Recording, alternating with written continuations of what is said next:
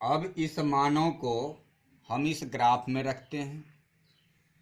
हमने देखा कि यहाँ जो मोटी लाइन है इस पर हमने एक इस तरह से क्षैतिज अक्ष बनाया और इस क्षैतिज अक्ष को हमने x दिया, x1 ये भुज है, और फिर एक उदर्ग अक्ष खींचा इस तरीका से जिसे कि हम कोटि कहते हैं, y और y1।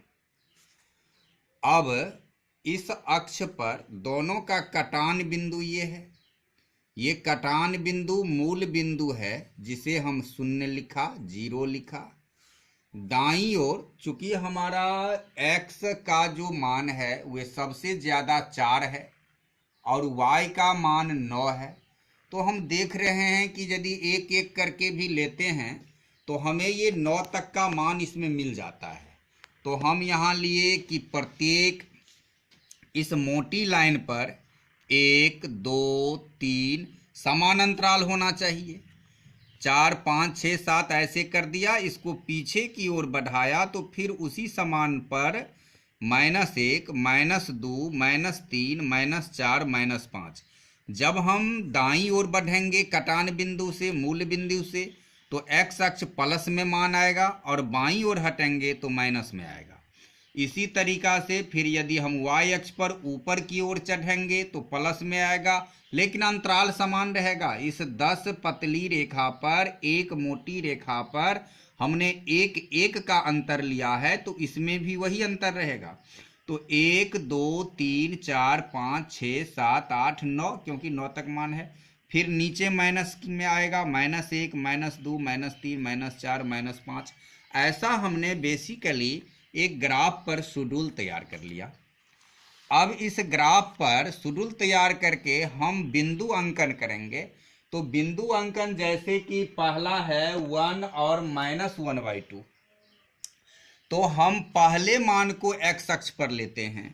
तो पहले मान को हमने x अक्ष पर ले लिया, 1 यहाँ है, और दूसरा मान है y का -1/2। तो जब माइनस है इसका अर्थ है कि y अक्ष पर हमें नीचे की ओर आना है। और 1/2 का जरा व्याख्या देख लें। 1/2 का मतलब है कि 1 का आधा।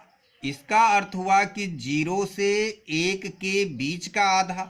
तो यह विभाजन के लिए हमारे पास ये पतली रेखाएं हैं। तो 0 से लेकर 1 तक 10 पतली रेखा है, जिसकी यदि हम आधा कर दें, बाई 2 कर दें तो 5 होता है। और इस तरह 5 पतली रेखा पर हमारा ग्राफ बिंदु आएगा।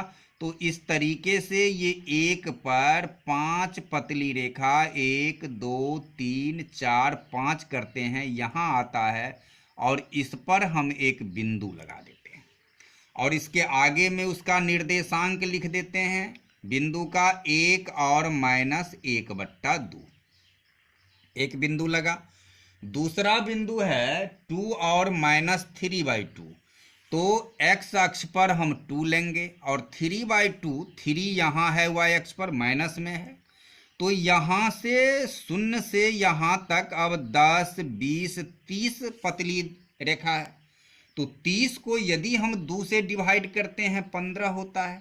तो 15 रेखा हम नीचे उतरेंगे तो यहाँ तक तो 10 आएगा, फिर हम 5 गिन के यहाँ आ जाएंगे 15 पर और यहाँ एक बिंदु लगा देंगे और लिख देंगे 2, -3/2।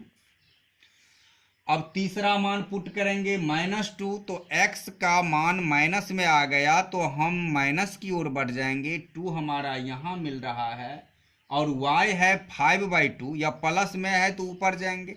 5 का मतलब हुआ यहाँ से यहाँ। अब इसमें बाई 2 करना है तो 10 20 30 40 50 पतली रेखा। 50 को यदि 2 से डिवाइड कर देते हैं 25 पतली रेखा।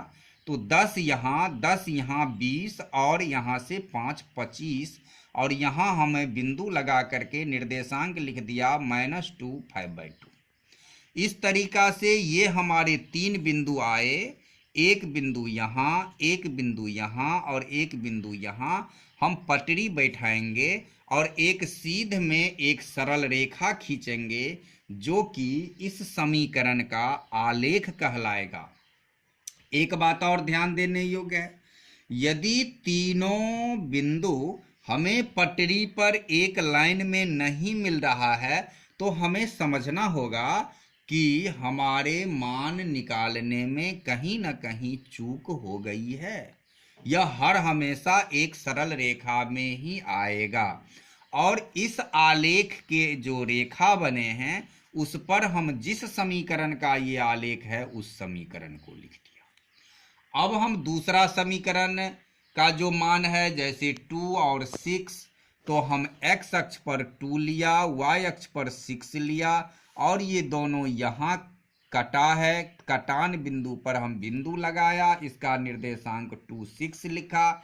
इसी तरह 4 9, x अक्ष पर 4 लिया, y अक्ष पर 9 लिया, बिंदु लगाया 4 9 और -2 0, तो -2 हुआ और 0 0 के लिए y अक्ष का 0 ये है, x अक्ष का भी 0 ये है, तो y के x के लिए -2 और y के लिए 0 दोनों कटा यहाँ, तो यहाँ हमने लिखा कि -2 और 0।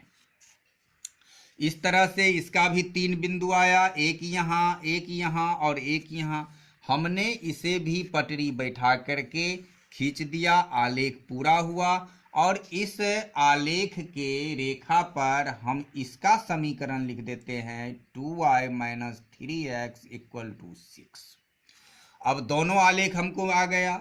अब हमको हल कैसे निकालेंगे इससे, तो देखेंगे कि दोनों आलेख का कटान बिंदु क्या है। देखो यह आलेख ऐसे गया, यह आलेख ऐसे आया, यह कटान बिंदु यहाँ है, तो इस कटान बिंदु जो है वह किस बिंदु का निर्देशांक है, अर्थात उसमें x का मान क्या है और y का मान क्या है। तो जरा इसको x अक्ष पर गिरा के देखो, ये x -1 पर गिर रहा है।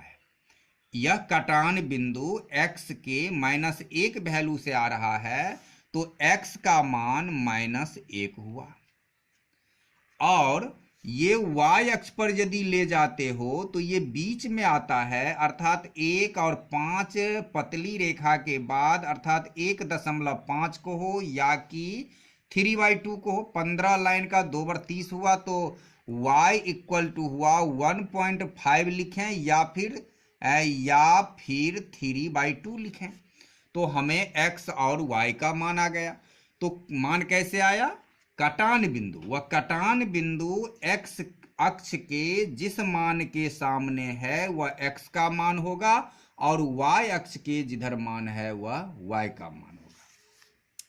अब यहाँ एक बात और आती है कि प्रश्न में हमें दे देता है कभी कभी कि ये जो आलेख बने हैं, दोनों आलेख और x अक्ष से बना त्रिभुज का क्षेत्रफल क्या होगा। अब देखो कि यहाँ ये एक अक्ष आलेख है, ये एक आलेख है, x अक्ष ये है, तो ये जो हमारे भाग बन रहे हैं ये भाग हमारे त्रिभुज बन रहे हैं। अब इस त्रिभुज का क्षेत्रफल क्या होगा, तो त्रिभुज का क्षेत्रफल हम जानते हैं 1/2 × आधार × ऊंचाई। यदि मान लो इसको हम डिनोट कर लें a से, b से और c से, c यहाँ आता है, ये बिंदु है, तो त्रिभुज ABC का क्षेत्रफल क्या होगा, तो = 1/2 देंगे इंटू आधार। अब आधार कहाँ से कहाँ कितना है, देखो यहाँ से शुरू हुआ है तो 1 इकाई यहाँ तक हुआ, 1 इकाई ये हुआ और ये आया है, इसमें आधा लिया है, यहाँ तक नहीं गया है।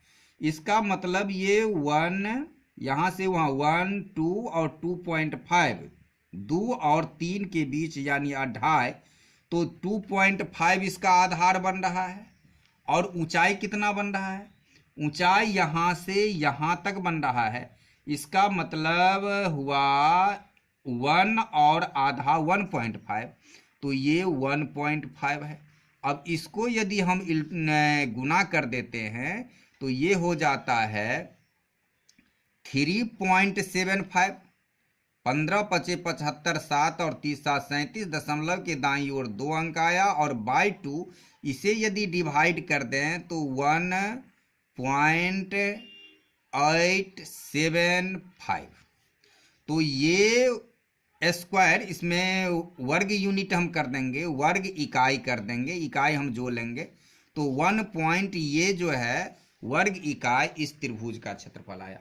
यदि हमारा प्रश्न कह देता है कि दोनों आलेख ये रेखा और y अक्ष से बना त्रिभुज, तब हमारा देखो त्रिभुज ये बन जाएगा, ये आलेख और y अक्ष, तब हमारा त्रिभुज ये बनेगा। और इसी तरीका से इसका जो क्षेत्रफल जो होगा, मान लो यहाँ a है, यहाँ हम p कर दें, यहाँ q कर दें, तो a p q का जो क्षेत्रफल होगा वे क्षेत्रफल है कि 1/2 इंटू इसका आधार क्या है, आधार देखो यहाँ से लेकर यहाँ तक हमारा आधार बन रहा है 1, 2 और 2.5 आधार, तो 2.5 हुआ, और इंटू ऊंचाई जो बन रहा है वह मात्र 1 बन रहा है इसका, 1 से यहाँ से लेकर यहाँ तक ये ऊंचाई होगा, तो into 1 equal to 2.5/2 equal to 1.25।